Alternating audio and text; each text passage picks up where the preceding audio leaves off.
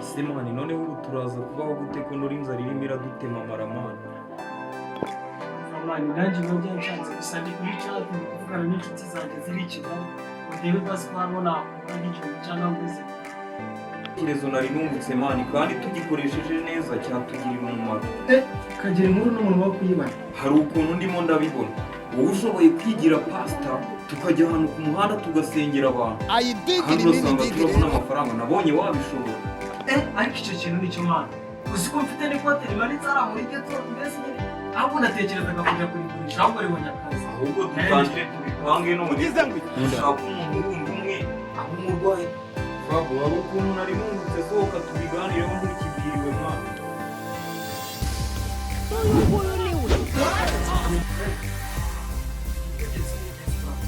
Yewe hari ukuntu nari numvise igitekerezo uyu mujama mugenzi wacu urabona ko ashobora ibintu agiye kuba pasiteri twariye dukoza abantu twibye mu bwenge twariye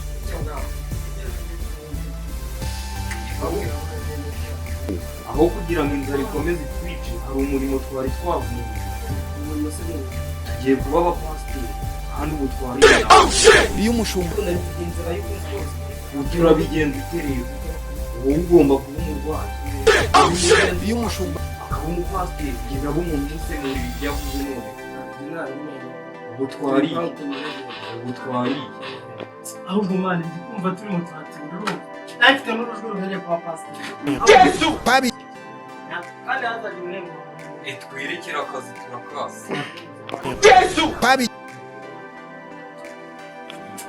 mfasha tugenda ahubwo ndabona turimo turatinda. kandi muramenye bahungu banjye umuntu utura ibiceri uwo sindi kumwe nawe.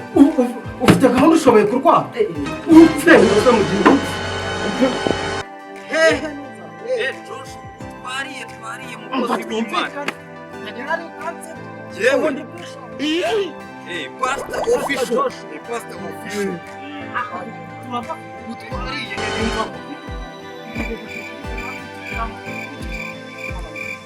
muraba diakona ubushoboye gupfa mwizina rya Yesu. haleluya uyu muntu ashobora kwate kwatira Yesu. mwizina rya Yesu Kristo turagusengera abadayimoni bakuma turabatwika mwizina rya Yesu Kristo bagenda tubaneswe mu izina ry'Imana. Ibi ngibi bitunga abantu ibi bidayimoni turabyirukanye ndabona ari abazima baturuka kwa nyirasenge mwizina rya Yesu Kristo ndabona ari abo kwa nyirasenge mwizina rya Yesu Kristo umuntu akeneye kuba yakira turamwirukana amabazimu n'abadayimoni mu izina rya Yesu Kristo turagutwika dayimoni urakongo turahiye ndabibona dayimoni urahiye ndabibona umuntu wacu ndabona atangiye kuzaza mufata umukomeze yewe bakwita ndamazina yawe witwa nde? witwa Jackson urumva umeze utuvuye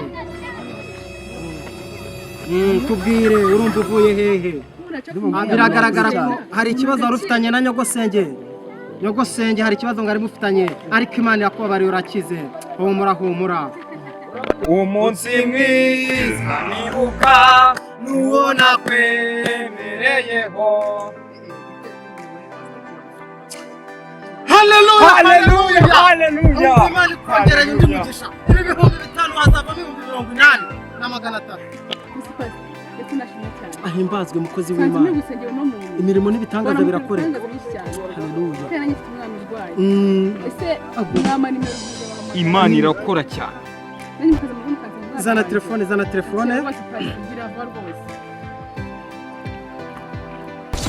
Yesu nahimbazwe azahita akira mu izina rya Yesu Kristo. amen. yakoze imirimo ntari gukora umwana w'umuntu ntari gushobora umwana w'umuntu ntari gushobora. umva rero mu kanya mvuye hariya murimo gukiza abantu mukora ibitangaza none umurwayi wanjye ntimwamusengera mukamukiza koko yararembye rwose nibyo koko wahanyuze ni gutya bimeze nibyo haleluya mu izina rya Yesu Kristo ndagutenda haleluya katariya haleluya mu izina rya haleluya ndagutwika dayimoni haleluya mani irakora kabisa iki ni igiki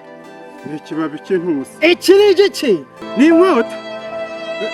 ni Bibiliya y'ijambo ry'Imana n'ukuntu waje ureba ariya yari amahembe haleluya haleluya umuntu yakize yabaye urwembe yabaye urwembe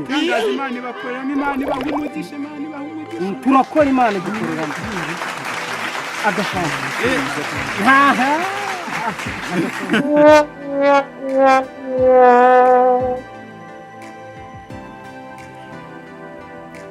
Yes man, ikote rirabikoze wangu. ahubwo mandivaze y'igitekerezo n'umuntu n'umugabo wangu ekoraha kabisa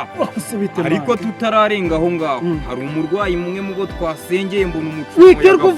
uvunika mani singi yise n'amafaranga telefone ndayifite mani uyu munsi ikibazo cy'inzara kirakemuka cyavivutse wangu enda fresh cut ni pasteur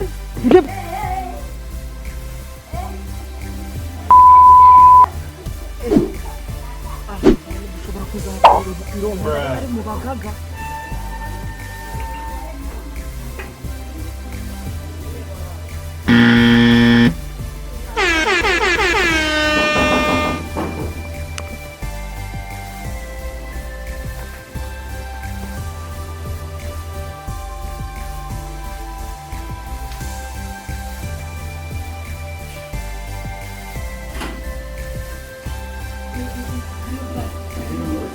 muraho neza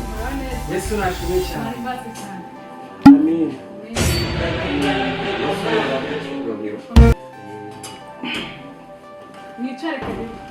murakoze cyane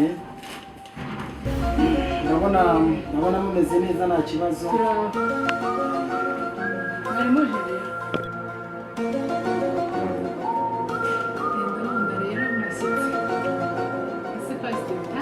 ibitangaza birakorwa abarwayi barakira impumyi zirahumuka uzi ko n'abapfuye bari kuzuka muri iyi minsi Yesu babi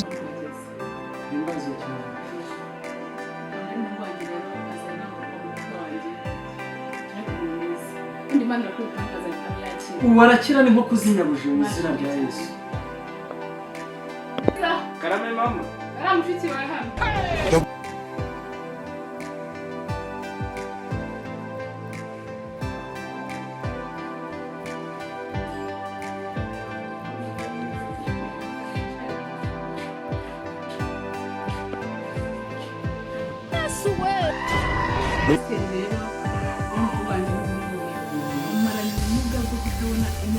ayiwe ubu byarancanze nanjye mbese humura agomba gukira mu izina rya Yesu humura agomba gukira mu izina rya Yesu reka nizere bazi none wa mwana wawe wamwigiza hano hino tugasenga Imana igakora imirimo n'ibitangaza nta kibazo muzane hano Yesu arakora Yesu arakora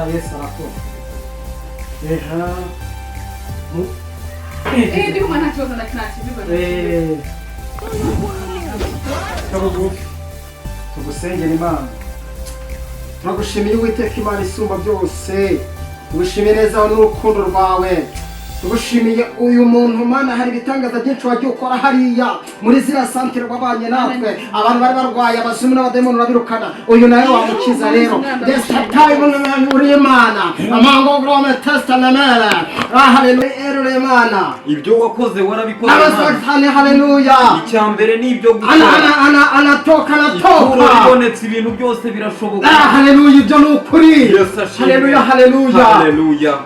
amaturo ashyikirizwa abakozi b'Imana ibyo ngibyo avuze ni ukuri ntakiza mfite uturere nashyize hahandi abakozi b'Imana kuyita uri Imana ifite imbaraga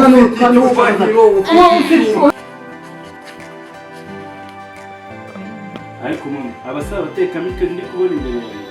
gusa mwana utangiye kuvuga ibiki izere kwizera kurarema mwana we muri buke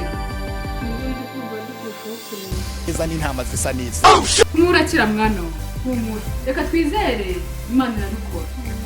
aba bantu n'abatekamitwe njye ndabona nari bubihangane yego ko mani duhinda ariko se mwana wanjye ndakugene ko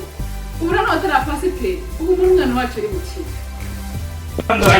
ayiwe manje gufata igikapu ayo twakoreye arabaye ibintu byakazana ndabona neza abana wineza abana